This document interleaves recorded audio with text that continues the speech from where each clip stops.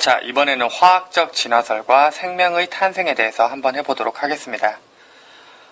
화학적 진화설이라는 것은 생명체가 없던 시기에 화학적인 반응을 통해서 그 복잡한 유기물들이 생성이 되고 그를 통해서 최초의 생명체가 탄생되기 전까지의 과정을 화학적 진화설이라고 부르고요.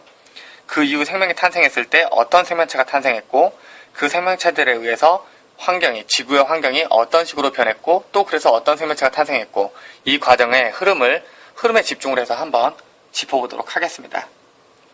최초의 지구가 탄생할 당시에는 여러분들 아시다시피 생명체가 존재하지 않았습니다.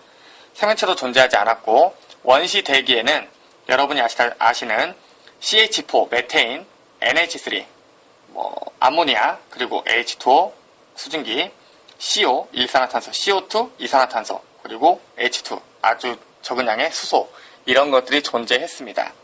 이 원시대기에 나와 있는 성분들을 우리는 무기물이라고 부르죠. 무기물이라는 말의 반대말은 무엇이냐? 무기물이라는 말의 반대말은 유기물입니다. 그럼 유기물과 무기물의 차이점을 알아볼 필요가 있는데요. 이 부분은 사실 명확하게 설명하기가 조금 어려운 부분이 있는데 유기물을 표현할 때는 주로 탄소로 되어 있는 생명활동에 관계된 어떤 큰 물질, 덩어리 물질들을 얘기를 합니다. 유기물이라는 것은 주로 탄소로 구성되어 있는 생명활동에 관계되어 있는 덩어리 물질들을 유기물이라고 부르죠. 그리고 그 유기물을 제외한 나머지 물질들을 우리는 무기물이라고 표현을 합니다.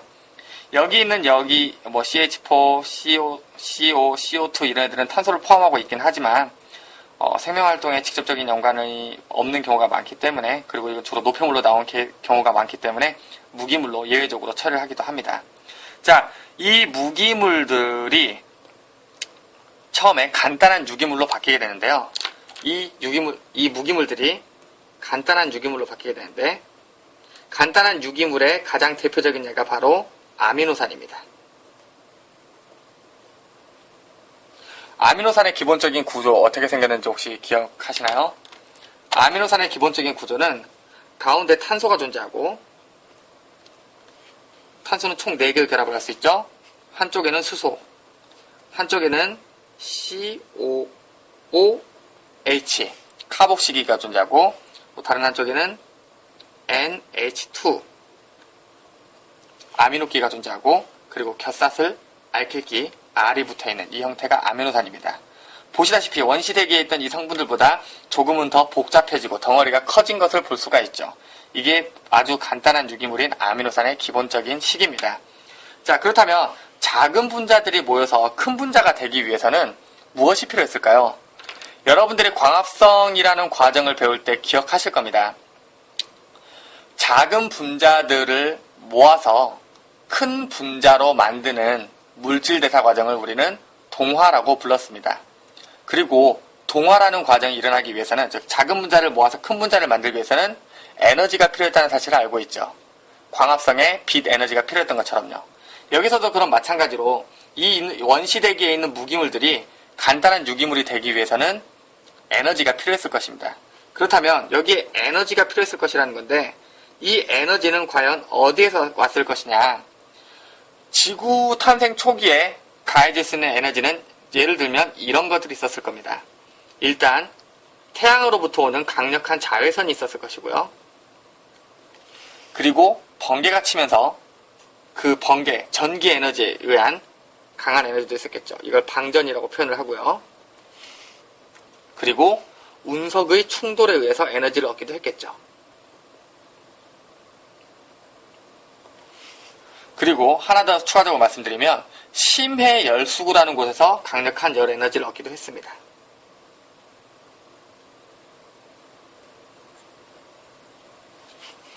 그렇다면 심해 열수구란 무엇이냐?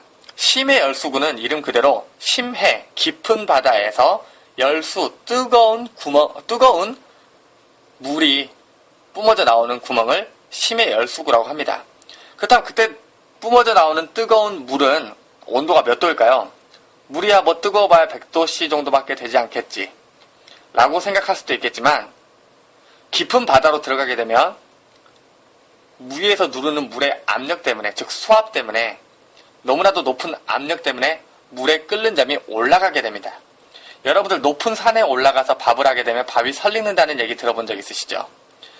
높은 산에 올라가게 되면 기압이 낮아지고, 기압이 낮아지면 물의 끓는 점이 낮아지기 때문에 물이 100도보다 더 낮은 온도에서 끓으면서 밥이 잘 되지 않는다는 얘기죠. 그럼 반대로 생각하면 우리 압력밥솥 같은 경우에는 내부 압력을 높여줌으로써 끓는 점을 높여주게 되고, 높은 온도에서 밥이 맛있게 익게 합니다. 그런데 깊은 바다, 심해는 압력밥솥보다 훨씬 더 높은 수압을 가져요. 그러면 여기서는 물이 100도씨에서 끓는 것이 아니라 200도, 300도가 되더라도 끓지 않는 경우가 생길 수 있다는 거죠.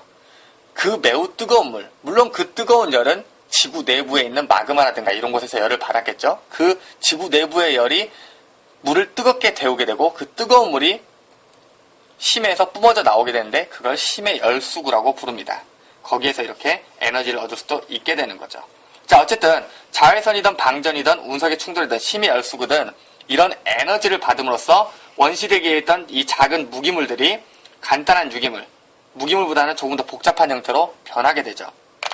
그리고 이 간단한 유기물들은 또 얘네들끼리 또 뭉쳐서 조금은 더 복잡한 유기물로 바뀌게 됩니다. 이 경우에도 마찬가지로 간단한 유기물이 복잡한 유기물로 조금 더 덩어리가 커졌기 때문에 무엇이 필요했을까요? 역시 에너지가 필요했겠죠.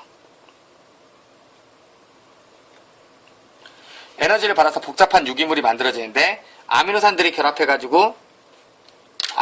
결합해서 단백질이 만들어질 수도 있었을 것이고요.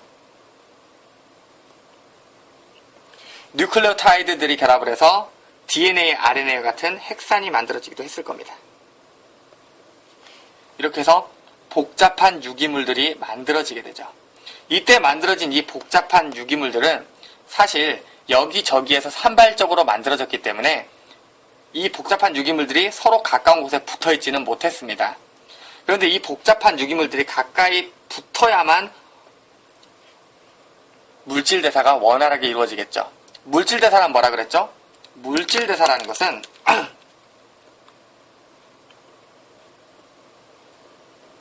물질대사는 생명체 내부에서 일어나는 일련의 화학 반응들을 물질대사라고 했죠. 자, 그런데 여러분 1학기 때 배웠던 내용을 생각해보면 화학 반응이라는 것은 분자와 분자가 충돌을 해야만 화학 반응을 할 수가 있었고, 그리고 분자와 분자가 충돌을 하기 위해서는 분자와 분자가 서로 가깝게 있을수록 충돌할 가능성이 높겠죠. 여러분들 한 교실 안에 여러분 중 한 명과 선생님 단 2명만 존재하게 된다면 그 둘이 충돌할 확률은 매우 낮게 되겠죠. 하지만 한 교실 안에 100명 정도의 학생을 집어넣게 되면 조금만 움직여도 사람들끼리 충돌을 하게 될 거예요. 즉 농도가 진해지게 되면 충돌 횟수가 많아지게 되고, 충돌 횟수가 많아지게 되면 화학 반응의 속도가 더 빨라진다는 걸 유추해 볼 수가 있습니다. 어쨌든 그럼 이 화학 반응인 물질 대사를 하기 위해서는 생명체의 기본적인 요건이었죠. 물질 대사를 하기 위해서는 농도가 진해져야 할 필요성이 있어요. 농도가 진해지기 위해서는 산발적으로 만들어진 이 복잡한 유기물들이 한 곳에 모여야 할 필요성이 있는데, 이 유기물들이 한 곳에 모이게 되는 계기가 바로 이제 우리는 책에서 설명할 때는 코아세르베이트라는 것으로 설명을 하게 되죠.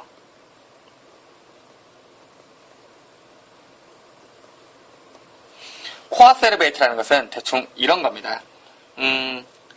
복잡한 유기물, 단백질이라든가 뭐 DNA, 핵산이라든가 이런 것들이 산발적으로 만들어졌어요. 근데 얘네들이 서로 가깝게 뭉치지는 못했죠. 근데 얘네들이 물에 녹아있는 상태에서 물 분자들로 둘러싸이게 되고,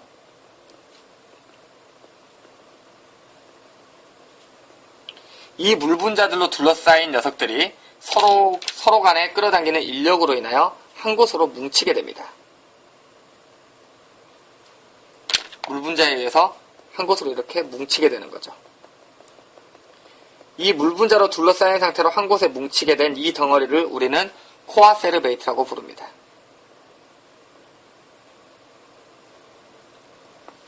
수업 시간에도 얘기했지만 여러분들이 미숫가루 같은 걸 타먹을 때 미숫가루를 살짝 물 위에 뿌리게 되면 얘네들 녹지 않고 물에 둥둥 떠 있는데 조금씩 건드려주면은 이 덩어리들이 서로 달라붙는 거, 뭉치는 걸 본 적이 있을 겁니다.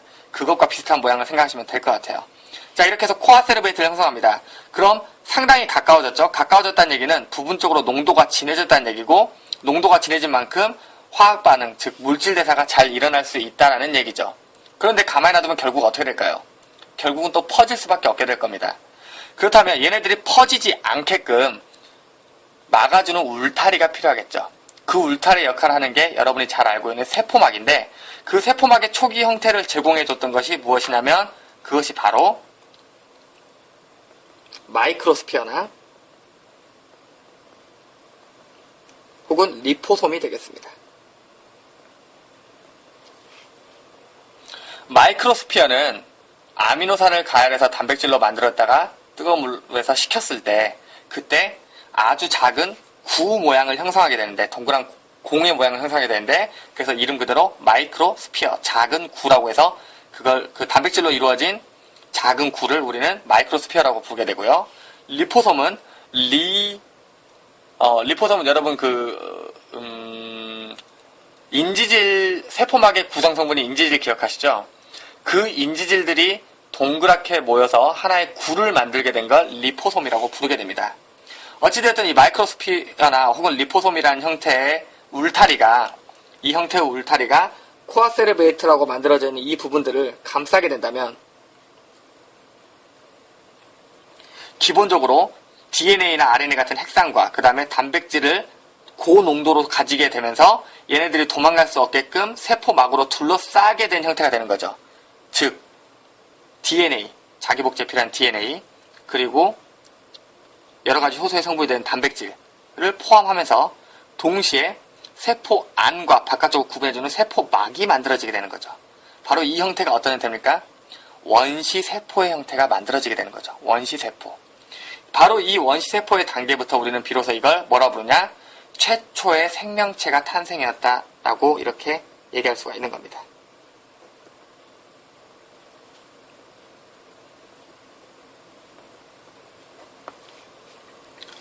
다시 한번 여기 정리하면 원시대기에 있던 무기물들이 있죠. 이 무기물들이 에너지를 받아서 자외선, 방전, 운석의 충돌, 심해 열수구의 열 에너지 등을 받아서 아미노산 등과 같은 간단한 유기물을 만들게 되고, 이 간단한 유기물은 또 에너지를 받아서 단백질이나 DNA, RNA 같은 핵산 같은 이런 복잡한 유기물을 형성하게 됩니다. 이 복잡한 유기물들은 물 분자에 둘러싸인 채로 코아세르베이트를 형성하게 되고, 이 코아세르베이트를 마이크로스피어나 리포솜의 형태로 세포막의 형태로 둘러싸게 되면 이때 비로소 우리는 이걸 최초의 생명체라고 부를 수 있게 되는 거죠.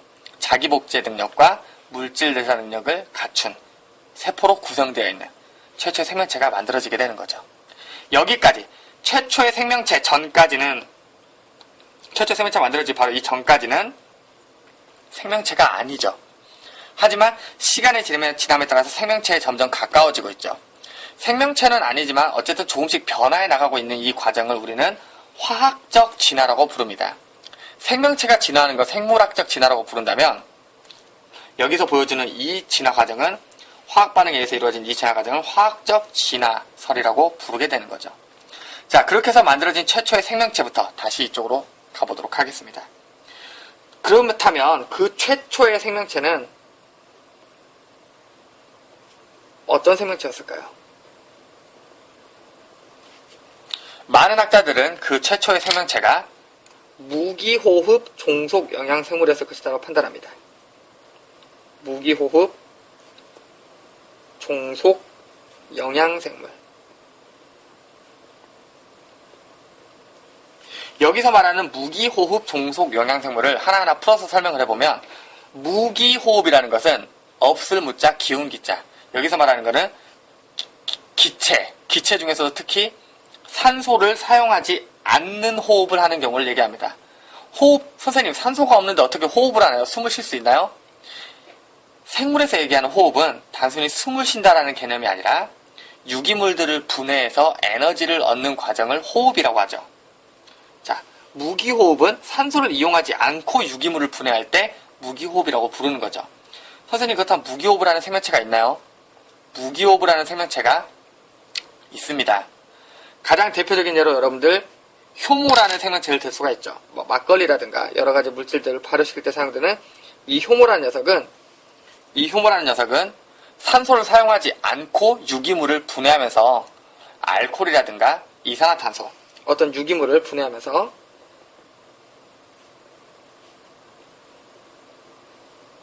알코올이라든가 이산화탄소를 만들어내곤 하죠. 그래서 이걸 이용해서 술을 만들게 되는 거고요. 이게 무기호흡이 되는 거고요. 산소를 사용하지 않는다는 거죠. 그리고 사람의 경우에도 급작스럽게 에너지가 필요한 경우에는 무기호흡을 통해 조금이라도 에너지를 더 얻으려고 하는 경향이 있죠. 이건 아마 체육 시간에도 한번 배웠을 거라고 생각이 됩니다. 자, 그럼 최초의 생명체는 무기호흡 종속 영양생물이었습니다. 그렇다면 이 무기호흡 종속 영양생물이 점점 증가하게 되면 하나 설명을 빠뜨렸네요. 자, 종속 영양생물은 무엇이냐?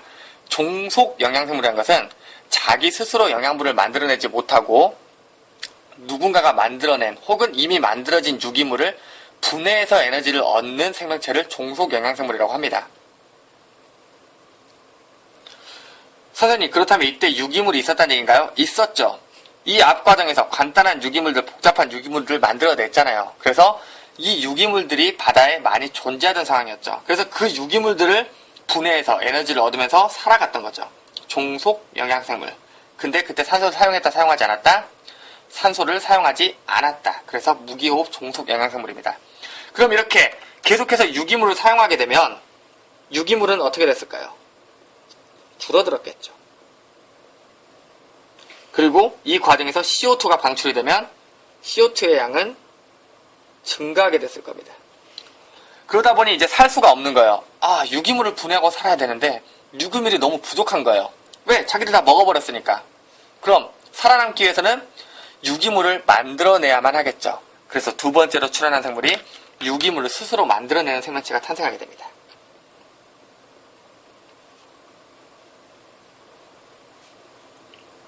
유기물을 스스로 만들어내는 생명체를 독립영양생물이라고 하죠. 독립영양생물의 가장 대표적인 형태가 바로 광합성입니다. 물론 최초의 광합성 생명체는 물을 사용하지 않고 황화수소를 사용했다고 합니다. 근데 그 부분은 이 시간에는 그냥 빼고 설명을 할게요. 기본적으로 광합성이라는 건 여러분들 잘 아시다시피 광합성이라는 것은 이산화탄소와 물을 재료로 해서 유기물을 만들어내고 그리고 산소를 만들어내는 것을 우리는 광합성이라고 합니다. 선생님, 얘는 유기물 안 쓰나요? 쓰죠. 하지만 자기가 만들어서 쓴다는 거죠. 없었으니까. 무기호흡 종속 영양생물이 너무 많이 번성해서 유기물이 감소하니까 스스로 유기물을 만들고 스스로 유기물을 쓸 수 있는 독립 영양생물이 나오게 된 거죠. 그런데 자기가 쓰는 것보다 더 많은 유기물을 만들어냅니다. 그렇다면 유기물의 양은 어떻게 됐을까요? 유기물의 양은 다시 늘어나게 됐겠죠. 그리고 광합성의 결과 만들어지게 된 이 O2, 즉 산소의 양은 어떻게 될까요? 증가하게 됩니다. 산소의 양은 증가하게 되겠죠. 산소도 증가하고 유기물도 증가했네? 그렇다면 어떤 생명체가 나올까요? 산소를 사용하는, 즉 호흡에 산소를 사용하지 않는 게 무기호흡이었죠. 호흡에 산소를 사용하는 것을 유기호흡이라고 합니다. 유기호흡을 하면서 얘가 유기물을 다 만들어놨네? 그럼 유기물을 따로 만들 필요 있어요, 없어요? 남들이 다 만들어 놓은 거 쓰기만 하면 되잖아요. 그래서 또다시 남들이 만들어 놓은 걸 쓰는, 남들이 만들어 놓은 유기물을 사용하는 종속 영양생물이 나오게 됩니다.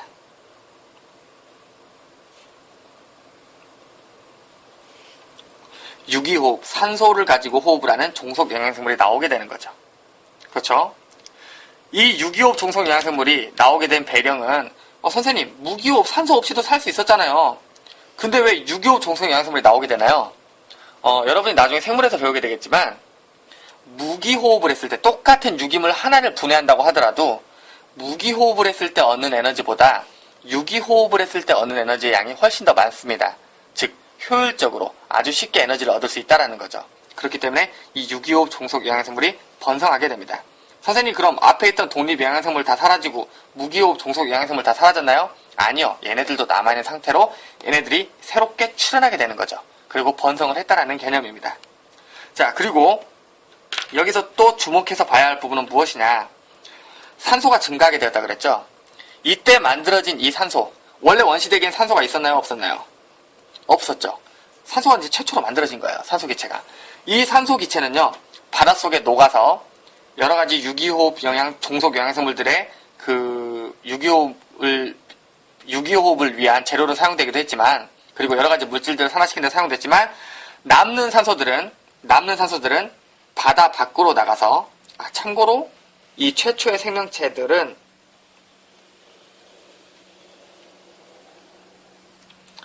바닷속에서 살았습니다. 바닷속에서 산 이유는 조금 이따 설명을 드릴게요. 자, 바닷속에서 산소가 증가하게 되고, 그럼 바닷속에 산소가 녹아있게 되겠죠? 하지만 바다가 녹일 수 있는 산소의 양은 한계가 있겠죠. 그렇다면 이 산소는 어디로 나가게 될까요? 더 이상 녹지 못하고 바다 바깥쪽, 즉 대기권으로 산소가 유입되게 되죠.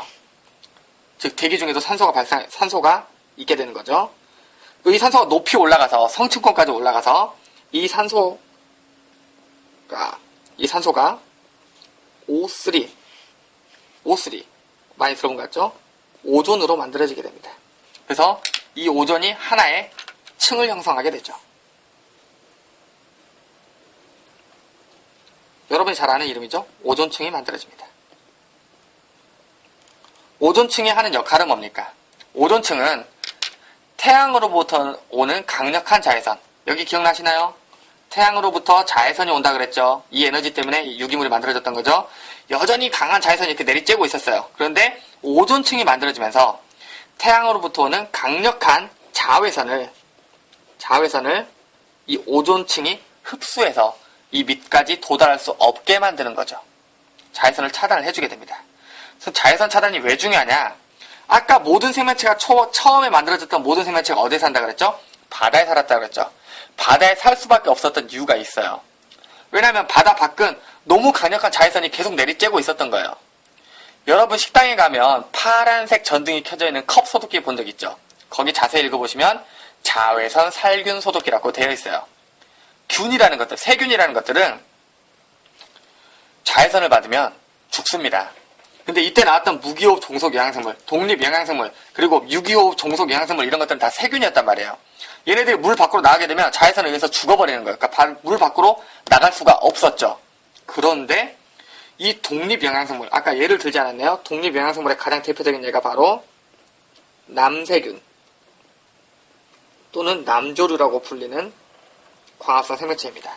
자, 이 남세균 남조류가 광합성을 활발하게 하면서 산소가 만들어지게 되고, 이 산소가 대기권으로 나가게 되고, 이 대기 중에 있던 산소가 성층권에서 오존층을 형성하게 되고, 그러면서 자외선을 차단을 하게 됩니다. 이제 어떤 생각이 들까요? 물 밖으로 육지로 나가게 되더라도, 육지입니다.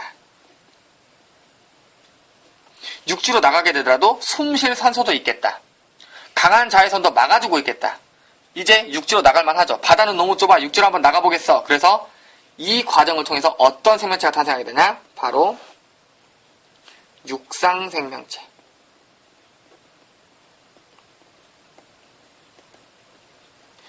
바닷속이 아닌 육지에 사는 육상생물이 진출할 수 있게 되는 환경을 이때 조성해주게 된다라는 거죠.